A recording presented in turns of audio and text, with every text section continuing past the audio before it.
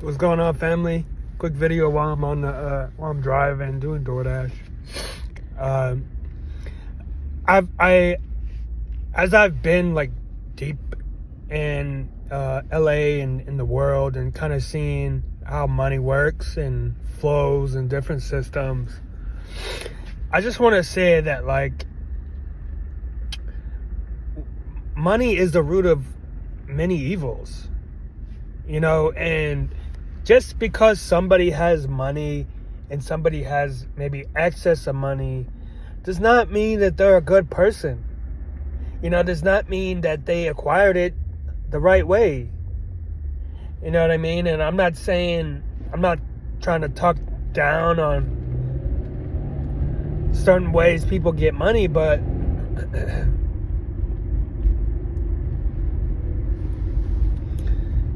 that's not even really what I'm talking about. I'm really just talking about just because somebody has money doesn't mean they have good character. And that's really simple to say, of course, but I challenge you to look at the people that you really love and that you think are on your side, that maybe have money, and really question their character. Question the love that's actually in their heart. Question, how they actually live their life, their lifestyle. Question how they use the money and give back. I think those are important factors to show the validity of somebody's true character. Because I've met a lot of people who are, wealthy, and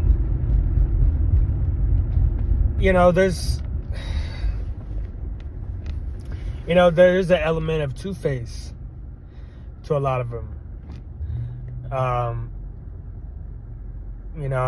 or a lack of, a Holy Spirit. But to go more into it, one of the biggest things I see with people with money is, well, first we have to talk about, like, to acquire a lot of money, it takes a strong spirit to not be corrupted by it. I think that's a big fact, or you can say assumption, whatever. Because it takes a lot of willpower to accumulate wealth.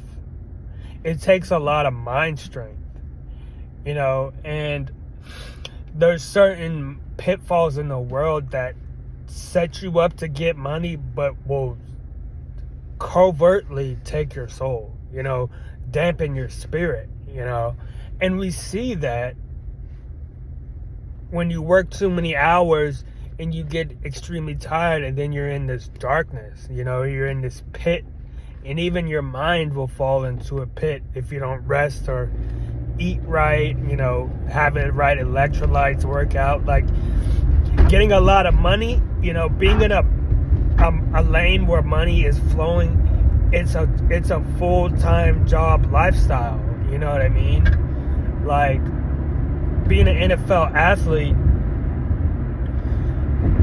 it's a full-time job because of the complexities that go into it. That's why they get paid so much money, because there's a lot of different elements that go into it, and you don't get a lot of opportunities within that. So it's very gut-wrenching. Like, I played IFL, and just the thought of I can get cut any single day off of any reason, and most of the reasons I can't control, or half I can't control. It's like that alone mentally was a lot, and it could wear on you. So just imagine, like, you're looking at a millionaire, a billionaire, you're looking at your favorite rapper or whatever, and it's like, dang, they got all that money. Like, yeah, they're in a system where, the stakes are higher, so they get more money.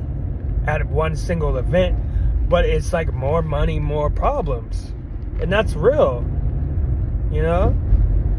Say, for example, like you can be an artist and you can do one show and get 500K, but you know, if one thing goes wrong on the set, everybody's mad. You know, the consumer is mad. Like if you're at a live event, something goes wrong on the set, they're gonna talk bad about you. There's a lot of like repercussions that could happen. So it's you know, you're getting more money, yeah, but the stakes are way higher, you know? And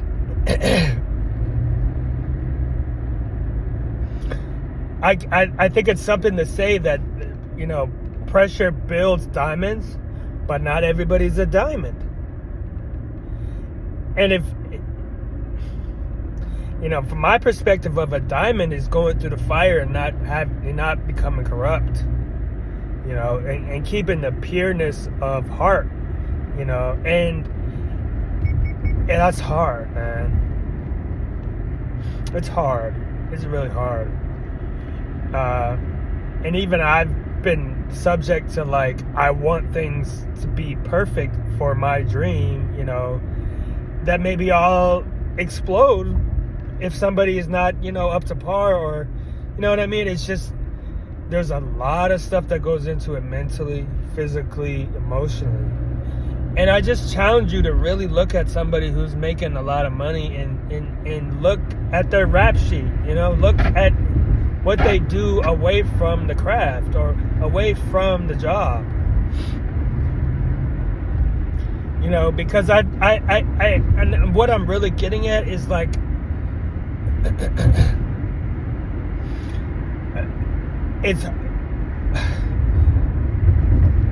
money is, you know, it's an intense energy, and if you don't wield it right, you lose a lot of yourself, and the money becomes part of the ego.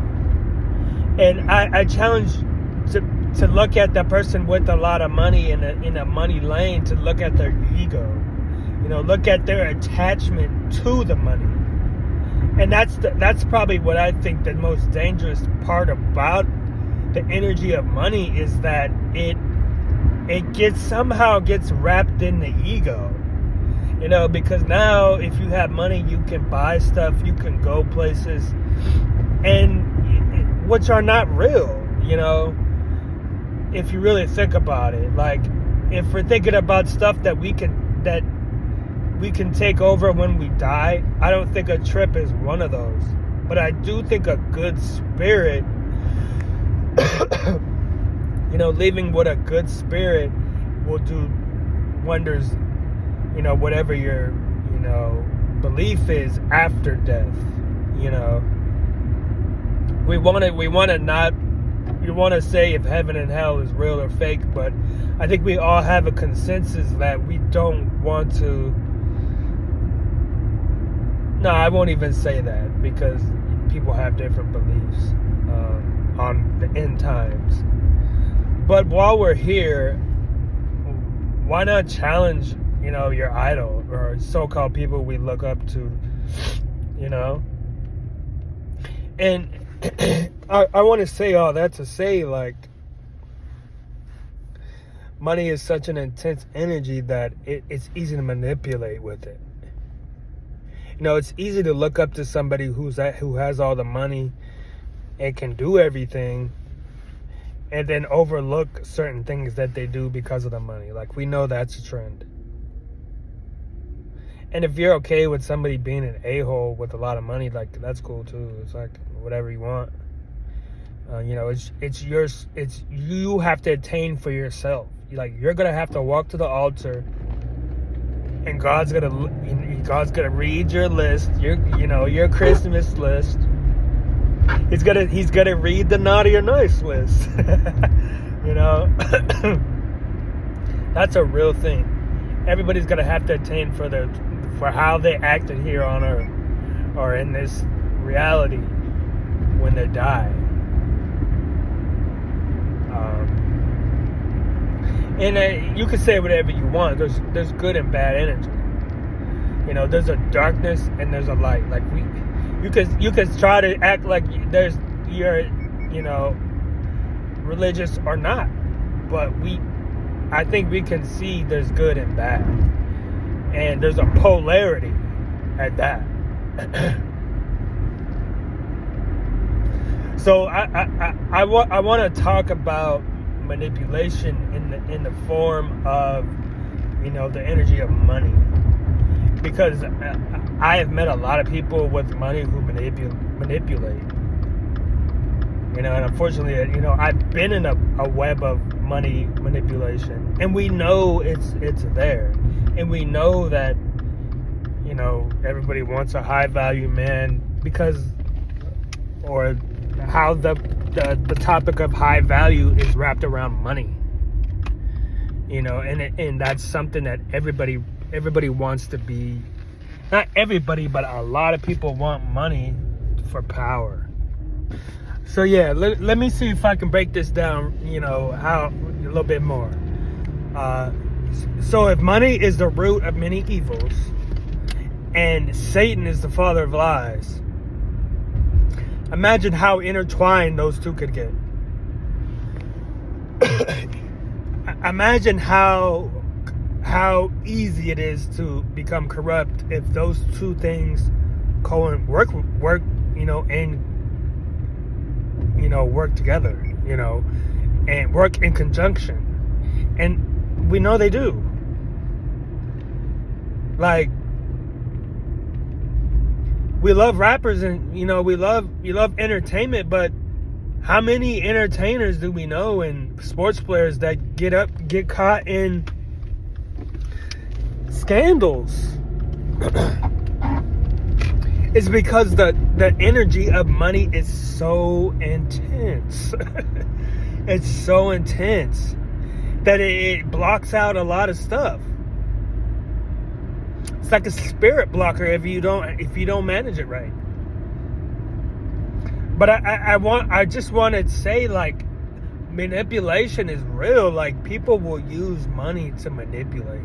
People will use money in replace of a heart. You know, because they know they could flourish the ego with the likeness of money. You know, so I think it's important to think about the transaction of the energy. You know, look at when you give money, how somebody acts, or when you receive money from somebody, you know, get their true intentions. You know, I've fell victim to be manipulated, you know, with gifts and money, because I thought, for one, that was somebody's love language, you know, giving. So I just thought they were giving to give. But on the flip, like, they didn't really care about me, you know, and they left me on my lowest. So it's like, it made me look at it differently. Like, I try not to take money from people, you know. You know, I'm a human, and I've been through a lot of injuries, and, you know, I haven't really started life yet. So sometimes I have, you know, in the past I've had to ask for help. But I very rarely do that. And I've even been in relationships with people who are rich.